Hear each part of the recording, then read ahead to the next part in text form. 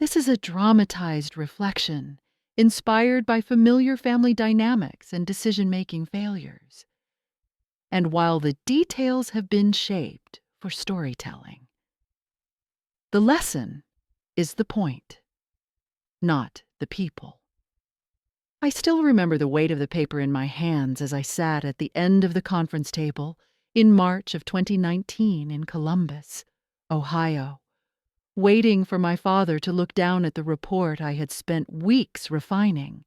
I was not trying to win an argument that morning, and I was not trying to prove my brother wrong.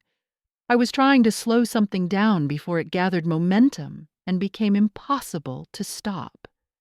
Jonathan sat across from me, relaxed and confident, already speaking as if the decision had been made.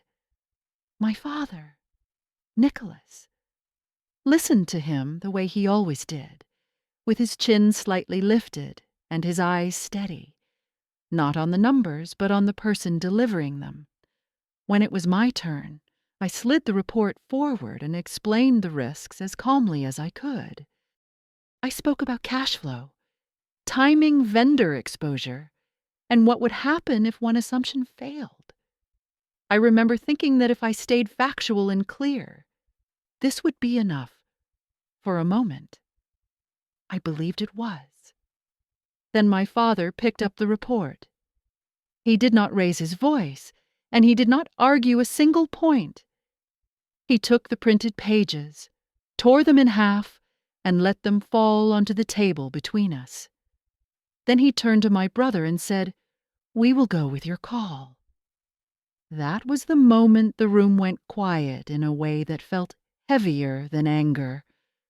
I felt the first shock of it, not because my warning had been rejected, but because it had been dismissed without being considered. A part of me still searched for an explanation that made sense. Maybe he thought I was being cautious for the wrong reasons. Or maybe he believed experience mattered more than spreadsheets. I told myself this was how family businesses worked, and that hierarchy had its own logic. But even as I tried to rationalize it, something else settled in. I realized my role had already been defined, and it did not include being heard when it mattered most. I sat there nodding as the meeting moved on, while a quieter understanding took shape. This was not about right or wrong, and it was not about numbers. It was about who was allowed to speak with authority in that room. I felt the doubt creep in as I wondered whether I had overstepped or misunderstood my place. Then the doubt gave way to a deeper recognition. No amount of preparation would have changed the outcome because the decision had never been open to influence. That recognition was not dramatic, but it was final. I gathered my notes and watched my father and brother talk through the next steps already aligned. I did not argue or protest. I simply observed the shift inside myself as resistance replaced hope. I did not know how this decision would unfold or how costly it might become. I only knew that from that moment on, the truth would no longer need my voice to surface. If you have ever been told to stay in your lane when you were trying to help, you may recognize this moment. Authority in our family was never announced out loud, but everyone understood how it worked.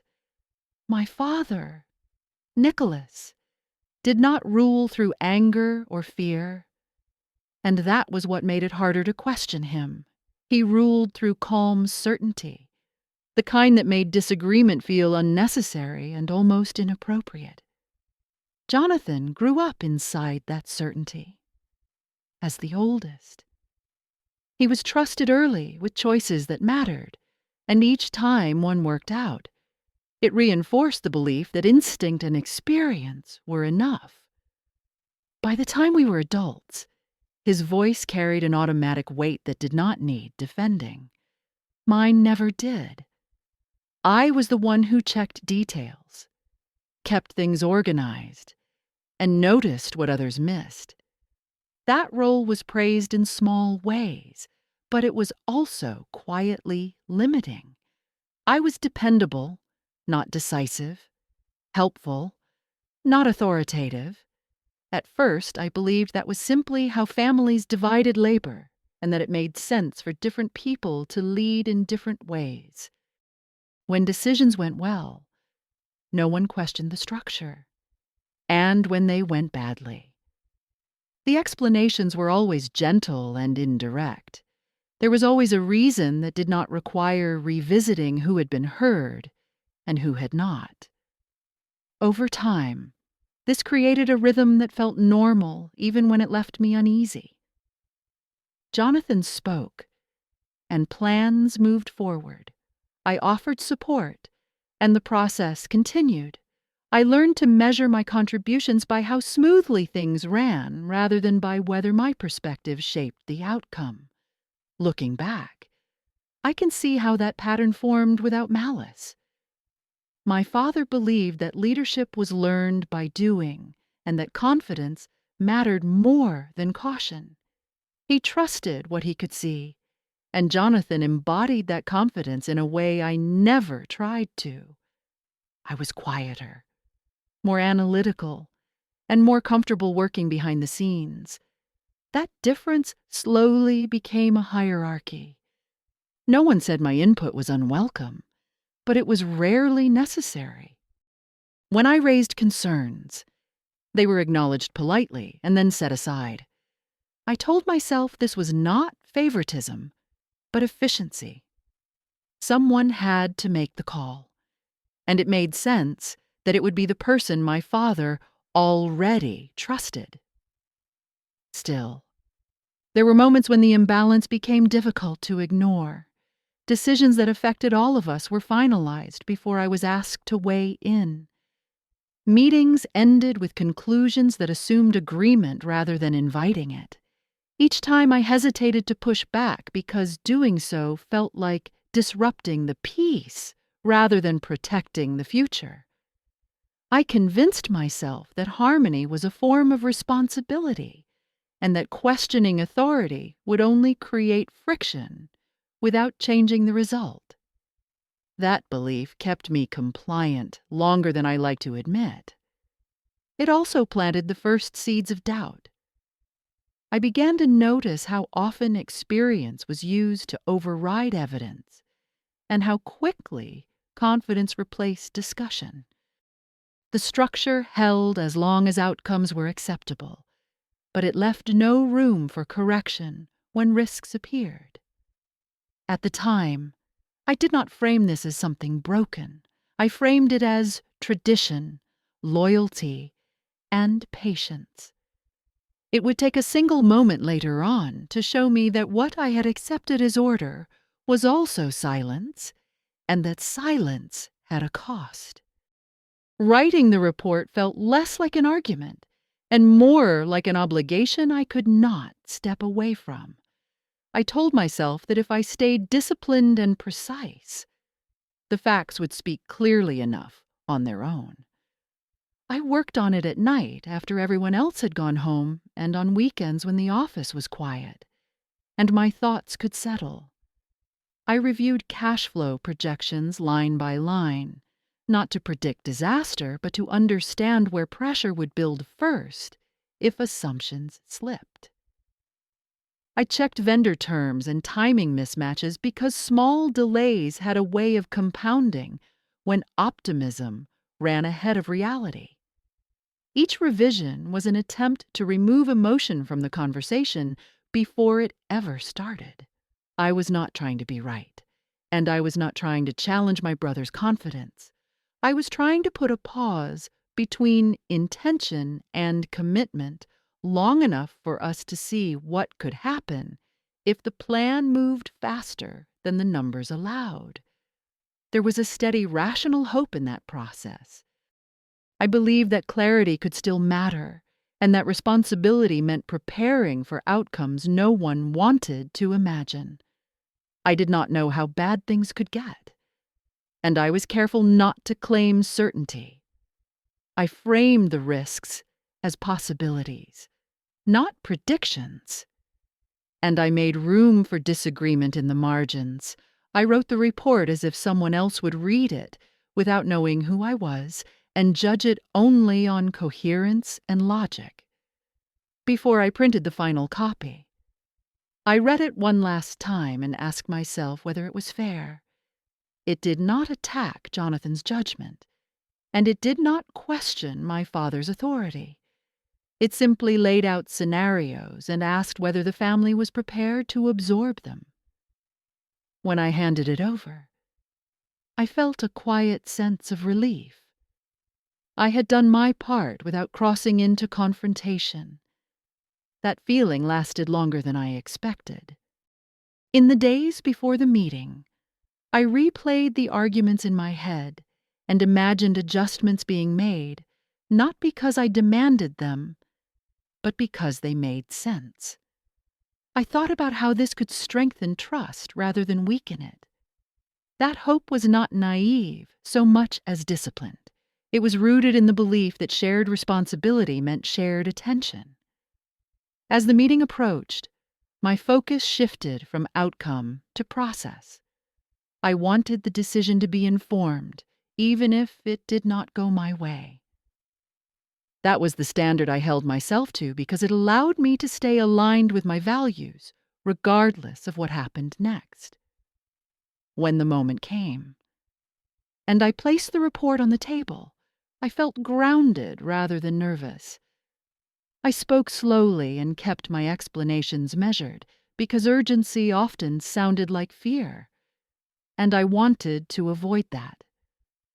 I watched my father's expression not for approval, but for signs of engagement. I noticed how quickly the conversation gravitated back toward confidence and speed, and how easily complexity was reframed as hesitation. That was when rational hope began to give way to something heavier. I realized that the report was being received as an obstacle rather than a safeguard, and that my careful framing could not change that perception. Still, I stayed present and answered questions without defensiveness because stepping away too soon would have felt like abandoning the responsibility I had claimed. Even when it became clear that the decision was moving forward unchanged, I resisted the urge to withdraw emotionally. I reminded myself that effort mattered, even if influence did not follow. By the time the meeting ended, I understood that my role in that moment was complete. I had documented the risks and placed them in plain view. Whether they were accepted or dismissed was no longer within my control. That realization marked the shift from hope to responsibility. It was not resignation, but a clear boundary forming inside me. I could not make the choice for them, but I could stand by the work I had done and the reasons I had done it. The frustration did not arrive all at once. It came in small, controlled moments that were easy to dismiss at first. My father did not argue with the numbers, and he did not accuse me of exaggeration. Instead, he questioned the necessity of the conversation itself. He said we had already spent enough time analyzing, and that too much caution could become its own kind of risk. Jonathan nodded and added that hesitation was how opportunities slipped away. The language was calm and reasonable, which made it harder to push back without sounding emotional.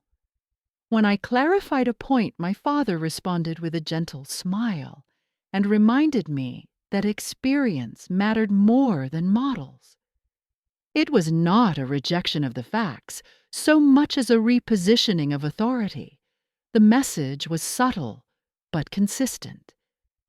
Decisions belonged to those who had earned them, and my role was to support rather than steer. I felt the tension rise as I realized that every explanation I offered was being filtered through that assumption. The more precise I became, the more out of place I seemed. At one point, I asked a single question, not to challenge the plan, but to confirm that everyone understood what would happen if timing shifted by even a few weeks. My father paused and then said that this level of detail was not my call. He did not raise his voice, and he did not appear angry. He simply closed the space where discussion could continue. That was when frustration gave way to something quieter and more unsettling. I understood that the facts were not losing because they were weak. They were losing because they came from me. The hierarchy had already decided whose perspective carried weight, and evidence could not change that. I watched the conversation move forward without me and felt the strange isolation of being present, but no longer relevant. The dismissal was not loud or humiliating. It was polite and final, which made it harder to name. When I tried to reframe my concerns as questions about responsibility, my father reassured me that everything was under control. He said we could not plan for every possibility and that trust was part of leadership. In that moment, I recognized how easily responsibility could be redirected. If things went well, the confidence would be validated. If they did not, the outcome would be explained by circumstance rather than choice. I felt my confidence erode, not in my analysis, but in the belief that reason alone could influence decisions in that room. I began to see how often certainty had replaced dialogue in our family, and how rarely dissent was welcomed unless it came from the right voice. The realization was disorienting because it forced me to reconsider my own assumptions. I had believed that diligence would eventually earn authority, and that patience was a virtue rather than a compromise. Now it became clear that patience could also be a way of accepting invisibility. As the meeting wrapped up, my father summarized the plan and assigned next steps as if consensus had been reached. Jonathan spoke with ease about timelines and partnerships already moving into place. I listened and nodded, aware that any further attempt to insert nuance would only reinforce the perception that I was resistant rather than responsible. The disillusionment settled in quietly. It was not anger or resentment, but a clear understanding of the limits of my influence.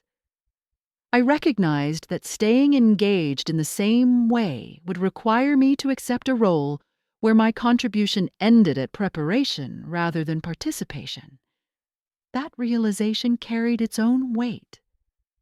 I did not feel dismissed as a person, but I felt dismissed as a decision maker, and the difference mattered.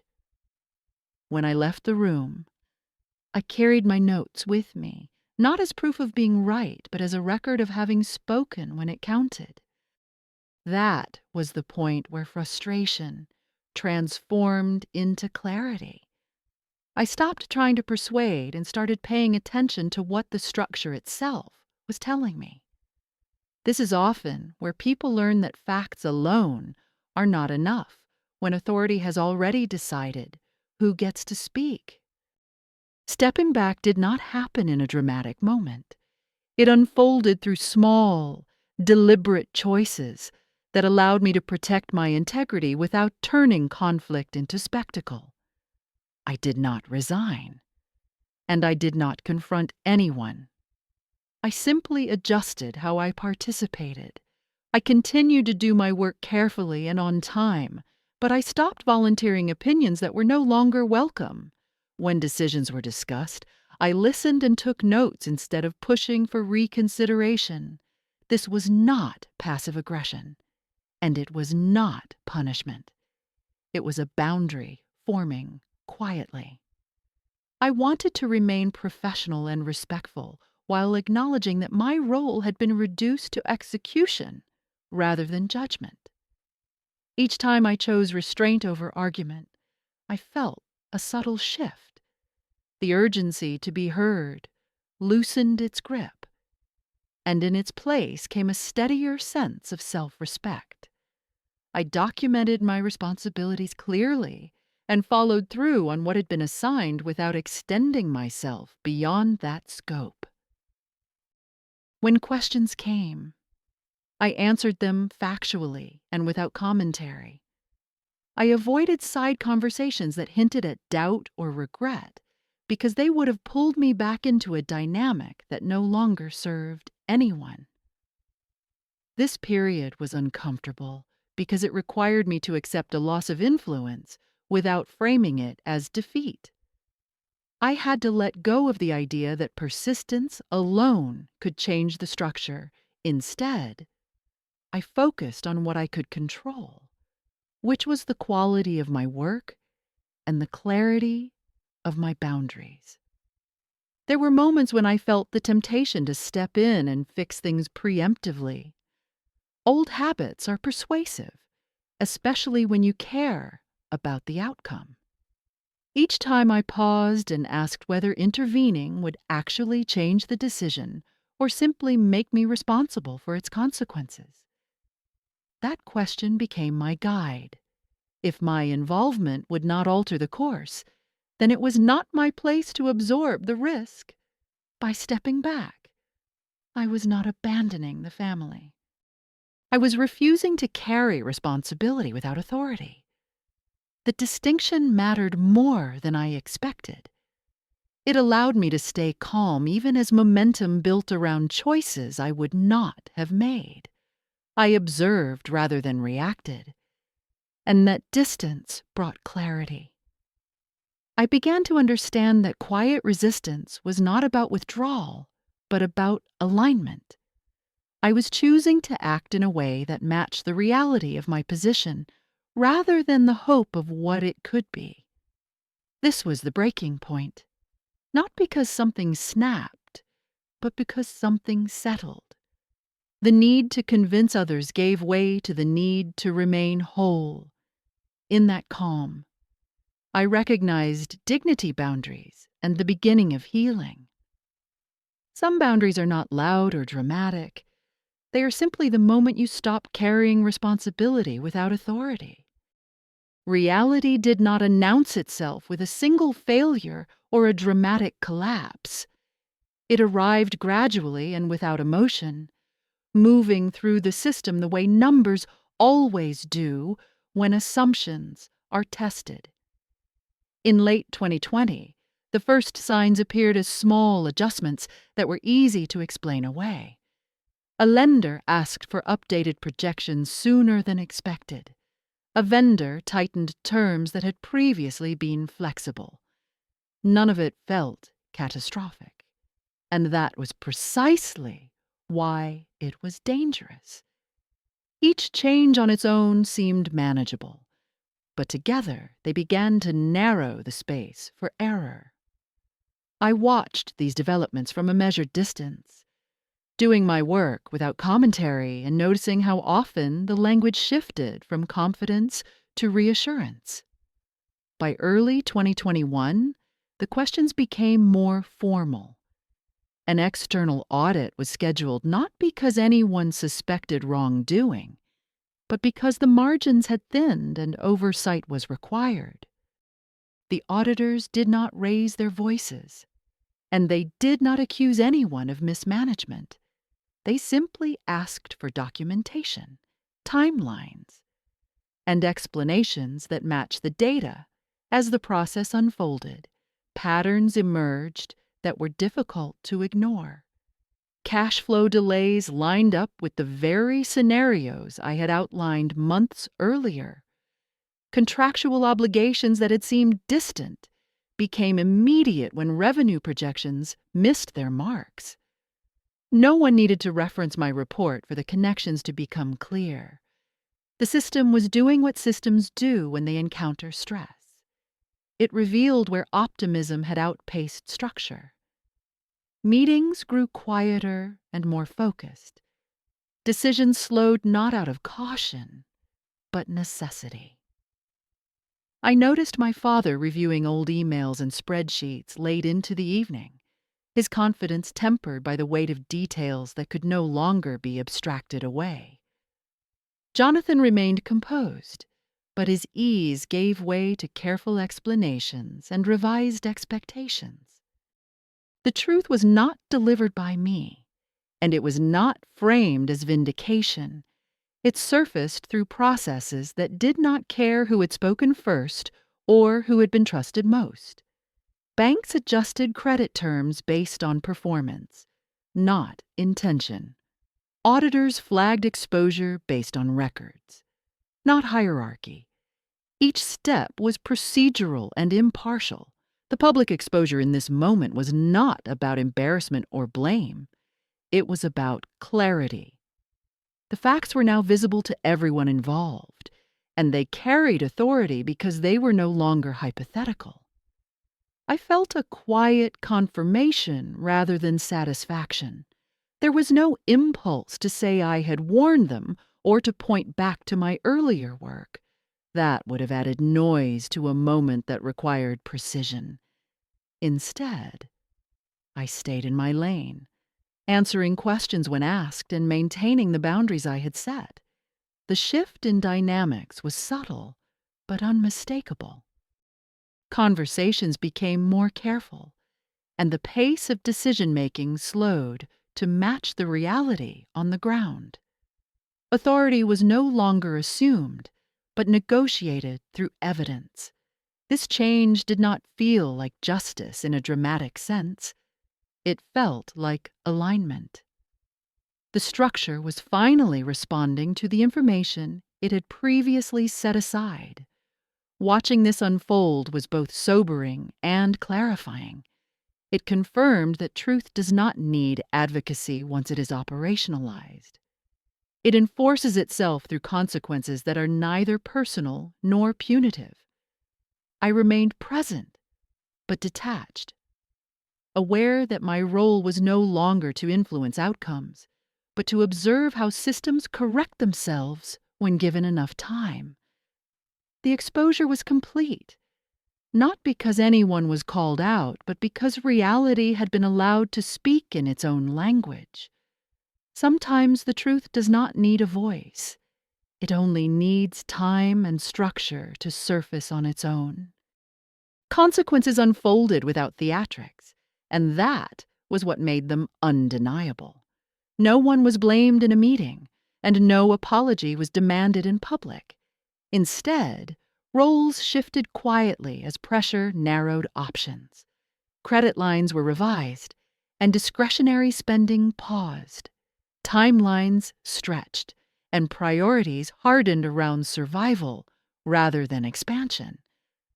My father did not announce a change in leadership, but decision-making slowed, and approvals required more than confidence.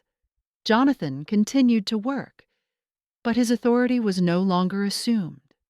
Proposals were questioned, and revisions became routine. It was not punishment, and it was not exile. It was accountability expressed through process. I noticed how the language changed from certainty to caution, and how meetings ended with action items rather than declarations. The business contracted in sensible ways, shedding what it could not sustain. Relationships with partners were renegotiated not to save face, but to regain stability. None of this felt like a fall from grace. It felt like gravity reasserting itself. The absence of villains mattered. Without someone to condemn, there was room to adapt without defensiveness. I stayed consistent in my boundaries and continued to deliver what I had been assigned. When asked for context, I provided it without editorializing. The distance I had created earlier allowed me to participate without absorbing responsibility for choices I did not make. Over time, that distinction became visible to others. My father grew quieter and more deliberate. He listened longer before speaking and deferred to documentation more often. Jonathan adjusted as well, focusing on execution rather than persuasion. The shift was uncomfortable, but it was also clarifying. Authority began to look less like inheritance and more like stewardship. I did not feel vindicated by this change. Vindication would have required someone to be wrong in a way that could be named. What I felt instead was relief. The system was correcting, and my integrity remained intact. The consequences extended beyond operations into relationships. Conversations became less charged and more practical. Expectations were stated rather than implied. There was still tension, but it was grounded in reality rather than denial. I recognized that this outcome did not repair the past or guarantee the future. It simply established a more honest present. In that honesty, there was space to breathe. I understood then that justice in this context was not a verdict. It was an alignment between authority, responsibility, and evidence. The outcomes did not elevate me or diminish anyone else. They narrowed the gap between what was believed and what was sustainable. That narrowing carried its own quiet dignity, and it allowed the next phase to begin without illusion. When they asked me back, it was framed as practicality, not apology. The message came quietly first as a calendar invite, then as a phone call where my father spoke about stability and momentum. He said they could really use my help to steady things, and that my attention to detail would make a difference. Jonathan echoed the sentiment. Later, focusing on efficiency and timing rather than the past. No one mentioned the report or the meeting or the moment my words lost their place. The request tested me more than the original dismissal because it carried familiarity and an unspoken expectation that I would step in as I always had. I listened without interrupting and asked a single clarifying question about authority. Would my recommendations shape decisions, or would I be asked to execute them after the fact? The pause that followed told me everything. I thanked them for thinking of me and said I could not return under those terms. I explained that I was willing to support in limited, defined ways, but not to absorb responsibility without agency. My tone was even and my reasoning plain. I did not rehearse grievances or point to outcomes. I spoke about alignment and boundaries, and the importance of matching role with accountability. The refusal landed quietly. There was disappointment and a brief attempt to soften the conditions, but no real change. We ended the call respectfully. The consequence was immediate and practical. Without my involvement, processes moved slower and documentation took longer to assemble. Decisions required additional review from external advisors, which added cost and time. These were not punishments imposed by me, but realities of capacity. I stayed connected at a distance, answering specific questions when appropriate and declining broader involvement when it was implied. This choice preserved relationships without repeating the pattern that had harmed them. It also clarified something essential for me. Saying no without anger was not rejection. It was honesty. The test was never whether they would ask me back. It was whether I would return to a structure that asked for responsibility without voice. By choosing not to, I protected my dignity and allowed the work to continue on terms that were transparent. The situation did not resolve cleanly, and it did not need to. What mattered was that the boundary held, and that help was offered only where authority matched it. That balance became the quiet measure of justice in this moment. Saying no without anger is not rejection, it is clarity. Looking back, I understand that being right was never the point, and that was the cost I had to accept. Accuracy did not grant influence, and preparation did not guarantee authority. What it gave me instead was clarity about who I was when pressure arrived.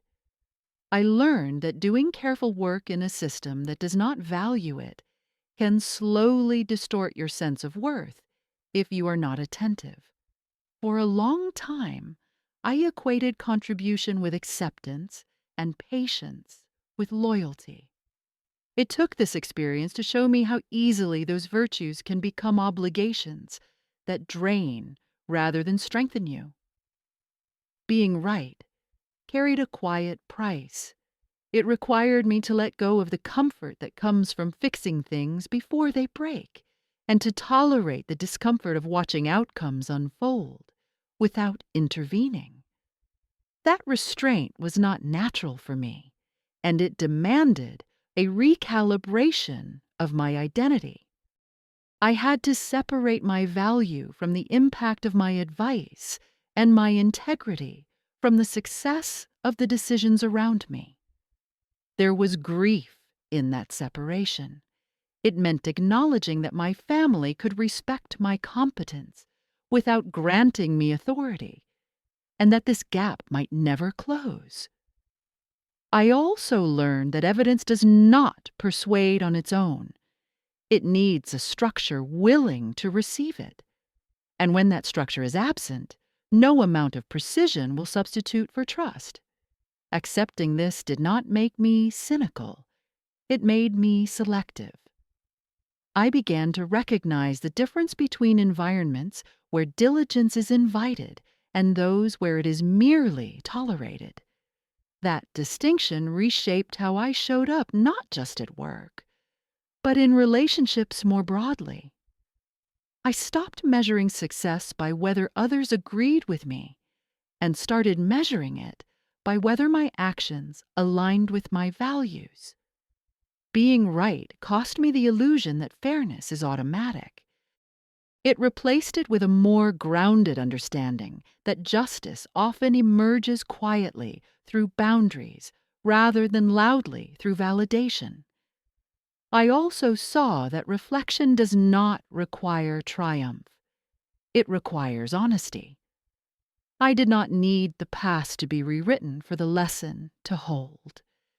I needed to integrate what it revealed about power, responsibility, and self-respect. The most meaningful change was internal.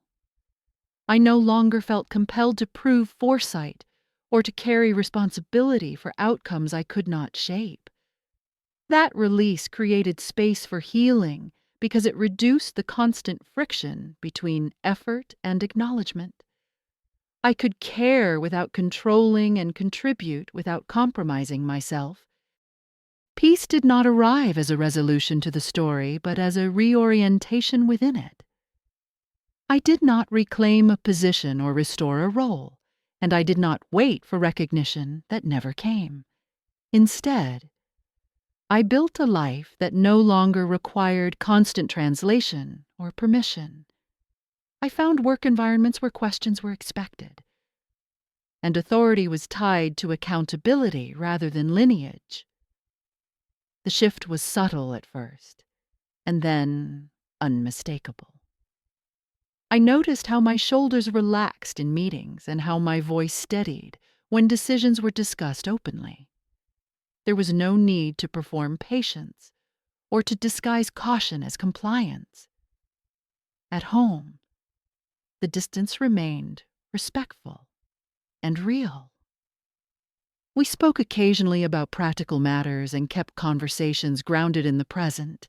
There was no dramatic reconciliation and no final confrontation. What emerged instead was a workable clarity. I understood what I could offer and what I would no longer absorb. That understanding reduced friction and allowed care to exist without control.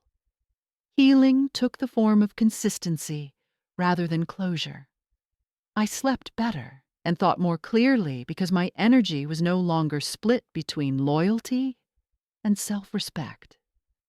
I learned to appreciate quiet competence and to let outcomes speak without attaching my identity to them. The memory of that meeting in Columbus no longer carried weight. It became a reference point rather than a wound. I could acknowledge the hurt without rehearsing it and remember the lesson without needing it to justify me. Justice in this chapter was not about balance sheets or authority shifts. It was about alignment between values and action. Dignity came from choosing where to belong rather than waiting to be chosen. I began to mentor others not by warning them against mistakes, but by modeling boundaries that protect both work and self. The experience refined my sense of belonging. I no longer confuse proximity with influence or silence with harmony. Peace grew from the permission I gave myself to step into spaces that welcomed deliberation and to step away from those that did not. The family story continued in its own way, and I remained connected without being consumed. That balance was enough. I understood that healing does not erase the past. It integrates it. It allows you to move forward without dragging every lesson behind you. Where I finally belong is not a single place or role. It is a posture of clarity that travels with me. It is the ability to participate fully without surrendering agency and to care deeply without sacrificing truth. That posture has given me a quieter life and a steadier purpose. In it, I have found peace not because everything worked out, but because I learned how to live honestly within what did not. If this reflection resonates with you, you are not alone in learning this lesson later than expected.